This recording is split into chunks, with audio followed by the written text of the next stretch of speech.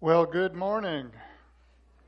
It's good to see all of you here in God's house. We are wrapping up a sermon series on living a life of significance. And then next week we begin a new series on relationships. How many of you have perfect relationships with everyone you know? You might want to come back then. We're going to talk a lot about relationships in our family, with our spouse, children, parents, but also with those around us, friends, family, those that we work with, and just strangers as well.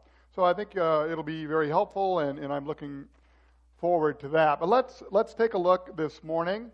If you have notes, you can follow along, fill in the blanks, and use this as your ongoing devotions for the week. I want to begin with a little story. A number of years ago, I went to India. I was on a mission trip. We've been connected here to Manual for a lot of years with Mission India, and it's a group that teaches Bible literacy in India, because in India you cannot teach the Bible, you cannot teach Christianity, it's against the law, but you can teach people how to read and write. So we teach them the Bible, how to read and write, and of course they get Christ with that. So there was one individual, he was a convert from Hinduism to Christianity, and he was telling us, a group of Lutheran pastors, how he had learned most of the Bible, and he recited to us the Sermon on the Mount. This morning we heard just a few words from the Sermon on the Mount, but it's a number of chapters in the Gospel of Matthew. And so we all assumed, well, that's because he had learned to read and write by learning the Bible. But he said, no, that's not how he learned the Scripture. He said he learned the Scripture because for the last 5 years, he was trying to live it. And I thought, oh, that's a whole lot more impressive than just memorizing Scripture. And that was Jesus' point and the message to us. If we are truly going to live a life of significance, it's not just knowing.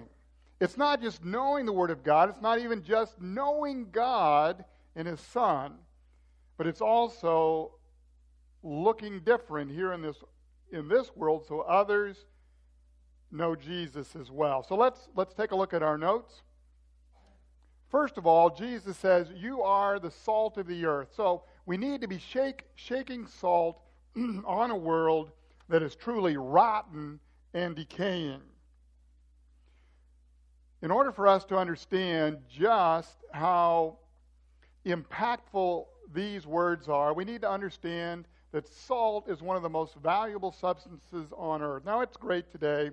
You know, it's a preservative, it's a flavoring on food. How many of you have the little blue container at home, the little Morton Salt Girl? You've got that there in the pantry. Well, back in Jesus' day, salt was often traded ounce for ounce with gold. So how much would your little Morton Girl be worth? Ooh, yeah. Give me some of that, right? Soldiers, those that were in the occupation, the Roman soldiers, were often paid in salt. That's how we get the word salary. And if they didn't do their job well enough, they wouldn't get paid their salary, so it would be said that they weren't worth their salt, right? So this was such an important commodity, such a valuable substance. Jesus uses that then as an illustration for his disciples and for all of us as to how we are to live today.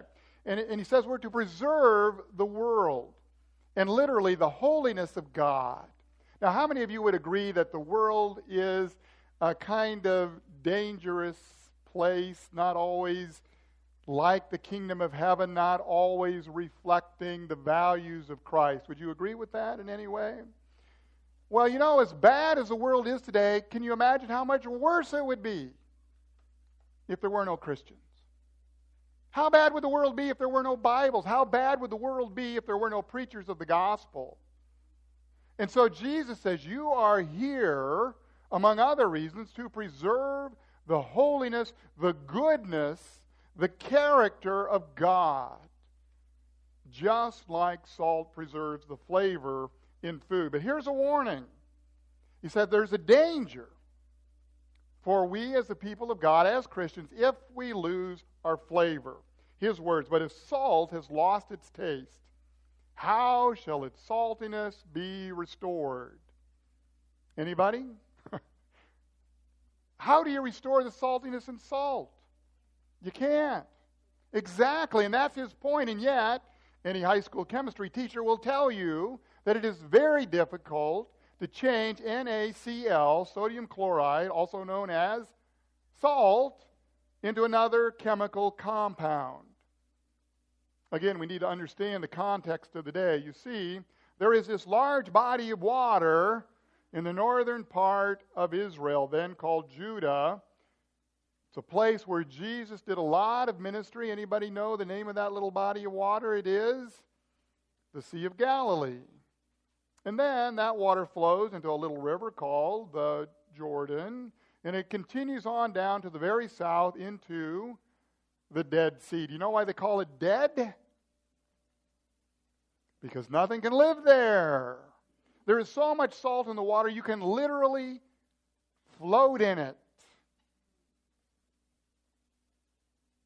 So much salt, it's used as the primary source of salt for Palestine.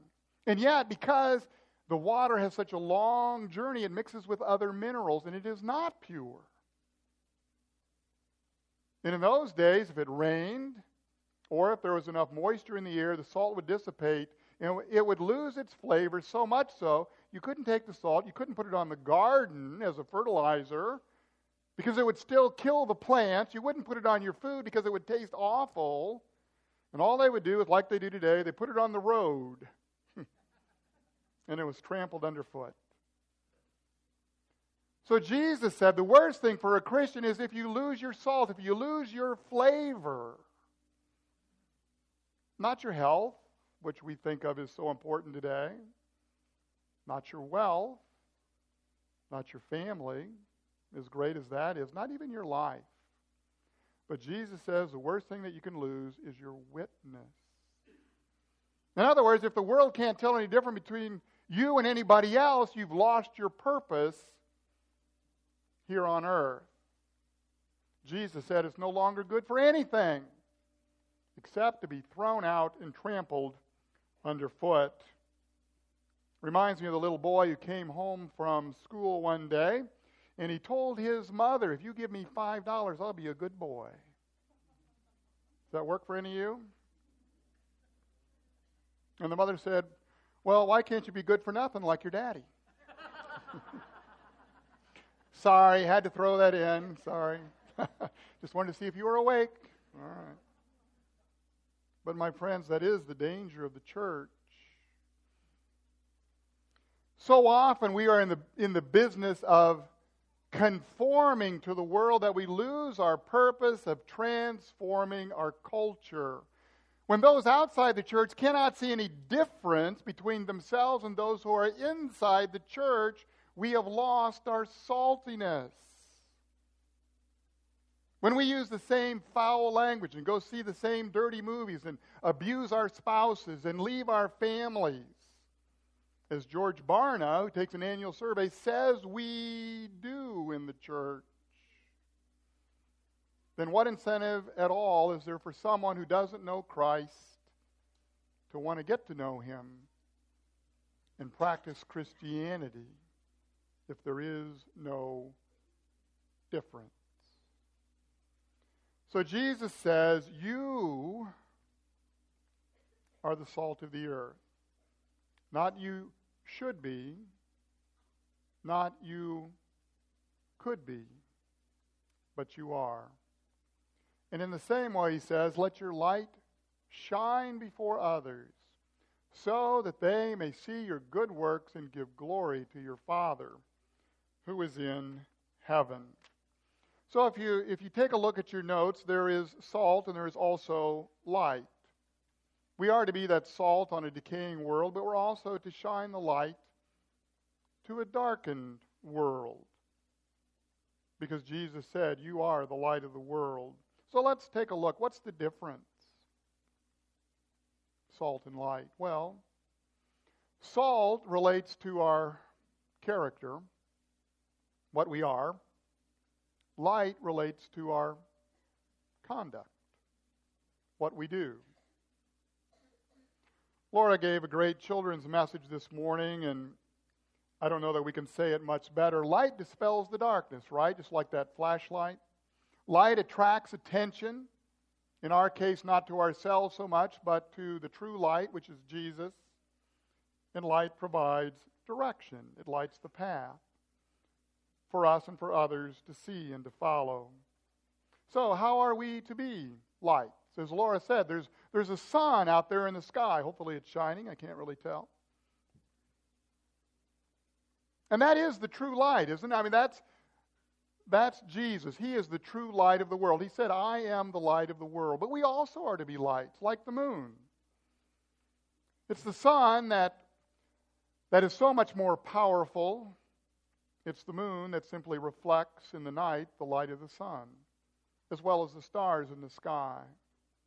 And so Jesus, He's the one who reveals the character of God. How else would we know who the Father is? He's a Spirit. Unless He had sent His Son in the flesh to live among us for a while, to be one of us for a time. How would we ever know how much God loves us if His Son didn't take on the flesh and go to the cross?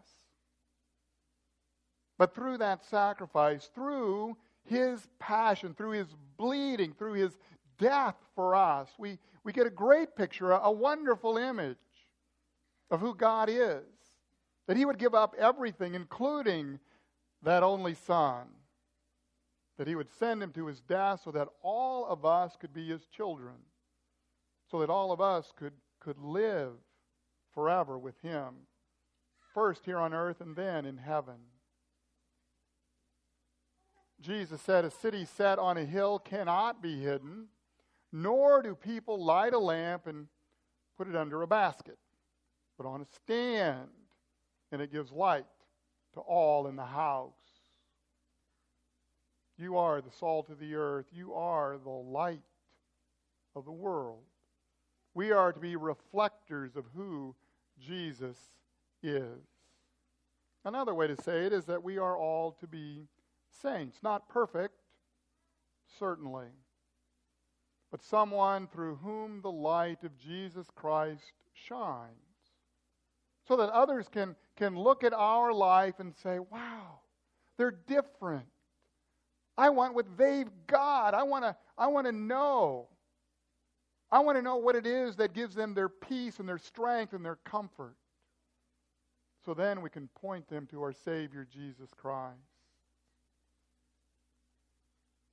Many years ago, in my very first congregation in Sullivan, Missouri, back on good old Route 66, we had a wonderful group of people, a lot of saints there in that church. And through the years, I've met a lot of wonderful people in the churches that I've been able to serve. I want to tell you just about one this morning, and we could list a whole multitude of people. But there was a guy by the name of Carl Leppänen, of great Finnish descent. He was about 75 years old now, 25 years ago, so I imagine that he is with the Lord in heaven. He was what we called a trustee in the church. One of those guys who fixed everything. And in a small church, it was all volunteers. I was the only full-time staff person, and we had a part-time secretary. So Carl was a trustee. So whenever anything was broken, Carl would fix it. And he usually used duct tape and baling wire because it was cheap and available. I remember one time we had garbage cans like these over here. You know, not that fancy. They didn't have wheels on them. Our church was a little A-frame, and in the bottom was the basement. You walked in from one end. The other was on the top of the hill. So Monday or Tuesday, I don't know, whenever the trash guy came, Carl, the 75-year-old guy, he would carry a full trash can of garbage up the top of the hill. Well, he figured out a way that he could do that much easier. I thought one day when I came into the church, there was an old, looked like a cart, kind of a trailer. I thought it was actually part of the trash. But no, Carl had used that. He had made that to wheel the trash up to the top of the hill. Carl was the kind of guy that if you just mentioned it, he would fix it. Never brought attention to himself, a very soft-spoken, kind man. He was the kind of guy who would visit the shut-ins and never tell you about it, but later on they would let me know, oh, Carl came to see me. He would bring bulletins to his neighbors and just invite them to church. But the most amazing thing about Carl is what was said of him. Someone once said that he made it easier for them to follow Christ. I thought, wow, that's the kind of legacy I'd like to leave. Maybe, I don't know, in 25 years they'll say something like that about my life. And maybe about yours as well. Let me close with this, a little illustration to give us an idea of what God has called us to do. It's an old story about a duck. A duck was flying south. Unfortunately, he got caught in a storm and he injured his wing. He fell to the earth, and there was a benevolent farmer that found him, took him into his care, and nursed him back to health. The farmer's children adopted the duck as their pet. They began to feed him from the scraps off the table, and the little duck would follow them wherever they went as they did their chores. He would eat some of the corn that was meant for the pigs. About a year later, fall again, all the ducks are flying overhead and quacking their song, and the little duck looks up, and of course he has the longing. His instinct tells him that he should join them. But the wing isn't strong enough yet, so he remains there on the ground. Another year rolls around, and now the duck is completely healthy. All the other ducks are flying south once again, and he hears the call.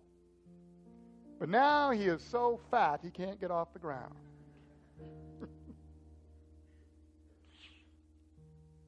Third year rolls around. The duck has become so accustomed to his life of leisure that when all the other ducks fly overhead, he doesn't even look up. My friends, God has not called us to this world. We are not meant to be fat ducks that will go up in smoke when this earth is destroyed. Our God has called us to be soaring eagles there in the clouds of holiness, pouring salt onto this earth that without it would be decayed and rotten. And most importantly, we are called to shine the light of Jesus Christ, not to bring glory to ourselves, but to bring glory to our Father in heaven. You are the salt of the earth. You are the light of the world. May that sentence describe your legacy and the legacy of this church. Not only for Jesus' sake, but for all of those who are dying to know him as well.